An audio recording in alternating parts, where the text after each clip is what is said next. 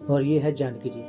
तो जानकी की शादी होनी है 7 दिसंबर को, और आप सभी से सोसाइटी विनम्र निवेदन करती है कि कृपया यथासंभव मदद करें ताकि इस बेटी की विवाह अच्छे से संपन्न हो सके।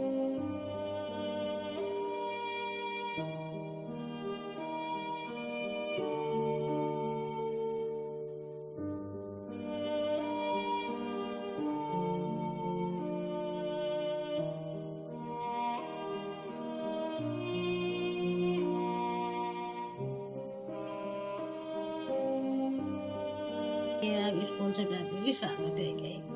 अब ये मजबूरी जो तो सब यहाँ फार्म पे को करो तो इस उम्र में तीन तो हालत है गई तीन तीन ब्योन में एक तो पहली विवाह है तब जब इस हालत वाल में ऋषि अपना भीड़ मांगल पड़ा पाजे की सोचो कर्ज होलका गिलका सोचो आप भगवान ने तन तमरादी फल लायो।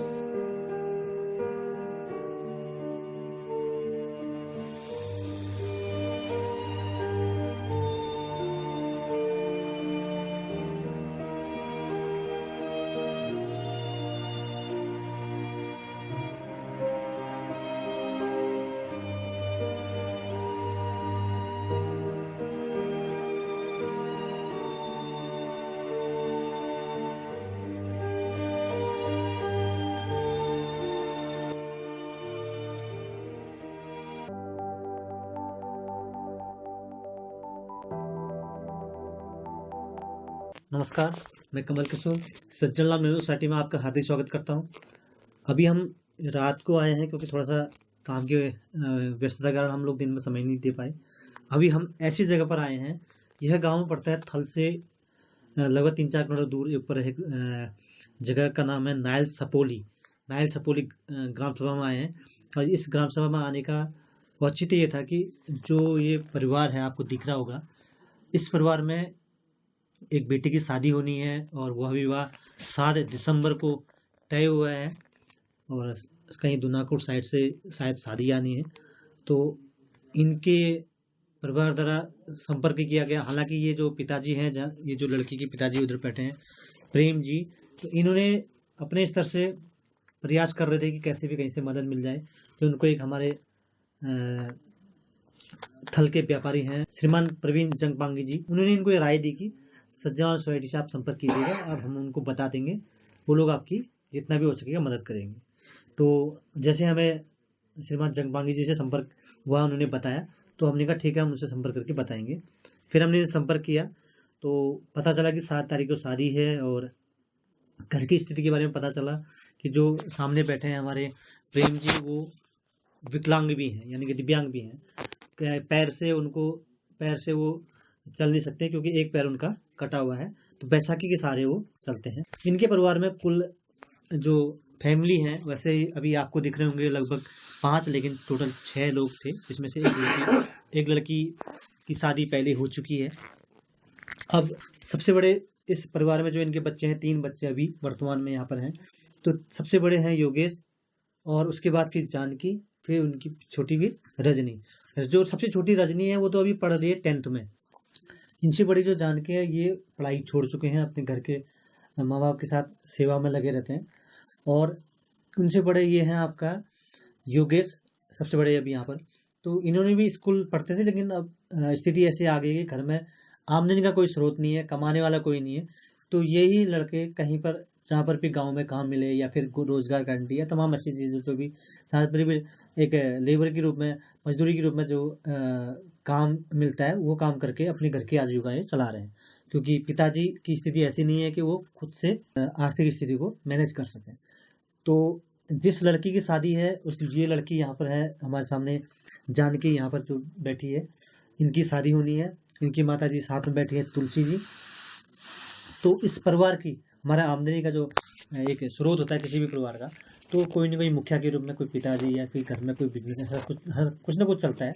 लेकिन इनके परिवार में जो मुखिया ही हैं वो ही खुद दिव्यांग हैं। आप ये बताएं कि आपके साथ जो पैर में चोट आई या फिर क्या समस्या आई जिसकी वजह से आपका एक पैर काटना पड़ा? सर मेरे पाँव में ऐसा हुआ कि छोटा सा नाखून में दर्द हुआ। हाँ हाँ दर्द उठने की वजह से जो है हम पिथौरागढ़ गए। हाँ हाँ पिथौरागढ़ गए जब, तो अब हमारे पास पैसे थे नहीं। हम्म, पैसे नहीं होने के चक्कर में जो है मैं 3-4 महीना वहीं पड़े रह गया। हम्म, अब उन्होंने भी स्थिति मेरी ख़राब देखी। हम्म, मैं दवाई ज़्यादा खा दिया मैंने दर्द की। हम्म, उसकी वजह से जो है गुर्दे में भी मेरा इन्फेक्शन हो गया। हम्म, अब उन्होंने सोचा कि अब ये पता नहीं शायद ऐसा ही है। उसके बाद उन्होंने जो है मेरे को हल्द्वानी भेज दिया। हम्म, हल्द्वानी भेजा तो हल्द्वानी से भी उन्होंने मेरे को बरेली भेज दिया। हम्म, बरेली जाने के लिए हमारे पास खर्चा नहीं था। हम्म, खर्चा नहीं था जब, तो फिर उन्होंने रिटर्न जो है पिथौरागढ़ ही वापस कर दिया मुझे। हम्म। फिर पिथौरागढ़ जाके जो है अब पैसे नहीं होने के चक्कर में जो है पाँव काटना पड़ा मेरा। अच्छा, तो आपका दाहिना भाग दाहिना पाँव दाहिना भाग जी। काटना पड़ा। ठीक। इसी ये लगभग कितना समय हो गया? इसको साहब अब कम से कम 2.5 साल तक हो ही जाता है अब। 2.5 साल। जी तो यानी कि 2.5 साल से आप एक जो मजदूरी भी करते थे वो भी अब आपकी बंद हो चुकी है, बंद और हो चुकी है साहब। घर की जो भी चूल्हा चौकी जो भी आपने जी हेल्प करते थे अपने जी परिवार के लिए, जी वो स्थिति बस खत्म हो गई। खत्म हो गई। जी। तो फिर उसके अब बाद हाँ, इसके वजह से सर जो मेरा लड़का पढ़ता था, हम्म, अब क्या करते, हम तो भूखे रहने की नौबत हो गई। हम्म, हमें थोड़ा गांव पड़ोस में जो है जितने भी गांव पड़ोस थे मदद किया। हम्म, अब उनका भी पैसा कहाँ से देते हम। हम्म। अब जितना था सभी लोगों ने दिया और अभी तक भी नहीं दे पा रखा है मैंने। अच्छा, अब इसकी वजह से लड़के ने जो है काम लेबरी करना स्टार्ट किया स्कूल छोड़ के। स्कूल छोड़ के। अच्छा तब जाके जो है हमारा थोड़ा चाय पानी इधर जुगाड़ा तब चला है। अच्छा, ऐसा ठीक ठीक। तो जैसा कि अभी प्रेम जी ने बताया कि वो पहले तो मजदूरी करते थे, लेकिन जैसे ही पैर में कुछ नाखून में इन्फेक्शन हुआ दाहिने वाले पैर में, तो स्थिति इतनी खतरनाक थी, हल्द्वानी जाना पड़ा। लास्ट में अंततः स्थिति बहुत ज़्यादा नाजुक होने के बाद उनको डॉक्टरों के द्वारा कहा कि पैर काटना पड़ेगा। तो उनका पैर आज से लगभग 2.5 साल पहले लगभग कट चुका है। तुमल के पाल ठीक है घर गोर पाल्दा गोर पाल अच्छा। और बाका रकार छन् या खाली गोरु गोर्छ कतो गर्छन्?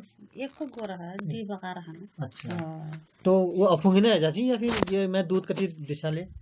के हुन्छ भन्दा जानको गुजारी भयो अच्छा, अनि अफुङ्गी नै जा अब और गाड हाल्ले भी है। गाडा मना हनी त कभी मोल त निर्णय हो चार बार हार सब्जी लगाउने अच्छा, कि भए अब मने चलाको आठमा थियो यसले ननो भयो अब बाबुहरूलाई देखबेर न कि अहिले अपन जिन्दगी मने गिल का अब ऐसा सीखा सोच्यो जब ये अब स्कूल से भी साल दे गए। अब ये मजबूरी जो तो हो सब एक फार्म पे को करो तो इस उम्र में तीन तो हालत है क्या तीन ब्योन भी एक तो पहले विवाह तब जो हो इस हालत वाल में लिखना भीख मांगन पड़ा काजे की सोच्यो कर्ज हल्का गिलका सोच्यो आ भगवानले त टमगारी फल लायो सब्जी लिएर मकान बनाएर जब हरकारल बनाए भए हरकारल मकान बनाए भए ब्यारा देखना मर्चन खनका सोचाल तो मकान चाहिँ चिसाना नादिम तो लेखना तो ब्याह भए लेकिन हमारे यसो मकान छ यो कर्ज पर्ज गाडामा सब्जी के लाएर भगवान किस्मत भयो हमारे इस उम्रमा इंटू पड़ा। ये जो इनका कहना है कि अभी जिस घर में अभी हम रुके हैं ये तो किचन है इनका, लेकिन ये बगल में इन्होंने अभी मकान बनाया है। वो मकान इन्होंने नहीं बनाया, सरकार की योजनाएं आती है जो क्या आवास योजना है, अटल आवास है प्रधानमंत्री आवास योजना। प्रधानमंत्री आवास योजना के तहत इनको जो पैसा मिला उसके तहत इन्होंने उस मकान को बनवाया। तो वो अभी मकान बना है, अभी हाल में मुश्किल से 3-4 महीने अभी कंप्लीट हो रहे हैं और इनका मकान बना हुआ है। नहीं तो ये इनकी घर की स्थिति थी कि ये इस घर में भी जो टीन से ही लगा हुआ पूरा, बाकी घर में ऐसा कोई स्थिति नहीं थी। सही है, भी उधरने वाला हो रहा था। अच्छा जी, ज्यादा मतलब इसमें हम नहीं चलते हैं। तो ये वाला कमरा भी इनका गिरने जैसा लग रहा है। तो ये जो यो भ्यारे कलर हलर लगाएर जब यो बजार उनीहरू के उनीहरू बिचरानले सब मद्दत गरेर बिचरानले गरेर बढिया छैन घरमा होइन त्यही सम्बन्धै सवाल कम रहेछ उनीहरूको अब नजिक बढिया थर्ड बजार उनीहरूले थर्ड कलरहरू लगाइदिए। अच्छा, मना डब्बा भएर उनीहरू ध्यान दो। और जैसे ये सोसाइटी के बारे में आप संपर्क करने के लिए जैसे जंगपांगी जी आपको मिले ना, तो ये कहाँ मिले, क्या रहा वाकया ऐसा कुछ? जी मैं थल जा रहा था। अच्छा साहब मैं थल जा रहा था, मैं सोच ही रहा था साहब मैं क्या करूं कैसा करूं इधर उधर करके। जब तो जगपांगी जी मिल के इनका जो बिल्डिंग बना था उस बिल्डिंग में मैंने काम भी किया था उनके साथ। अच्छा। उनके घर में ना साहब, मैं बाजार में, मैं ज़्यादातर गांव घरों में कम काम करता था, बाजार में ज़्यादा काम करता था क्योंकि वहाँ से नगद पैसा मिलता था मेरे को जब मेरा पाँव अच्छा था। तब जाके जान पहचान थी मेरी उनके साथ। तब उनने बोला यार तो इतना परेशान है यार, चलो मैं कर देता हूँ बात। तब उन्होंने आपसे बात कर दी। अच्छा। हाँ, उन्होंने ये रियाई भी दिया मेरे को। और ये है जानकी जी। तो जानकी की शादी होनी है 7 दिसंबर को, और आप सभी से सोसाइटी विनम्र निवेदन करती है कि जिस प्रकार से आप हमेशा सदैव एक किसी न किसी गरीब कन्या के लिए हम जब भी हम अपडेट करते हैं, मदद करते हैं, उसी प्रकार से आज भी एक गरीब परिवार में हम लोग यहाँ पर आए हैं। तो आपसे निवेदन करते हैं कि कृपया यथासंभव मदद करें ताकि इस बेटी की विवाह अच्छे से संपन्न हो सके और गरीबी की दुआएं आपके साथ सदा बन सके। क्योंकि हम लोग का कोशिश है धर्म जाति से उठकर इंसान इंसानियत के लिए आगे आए।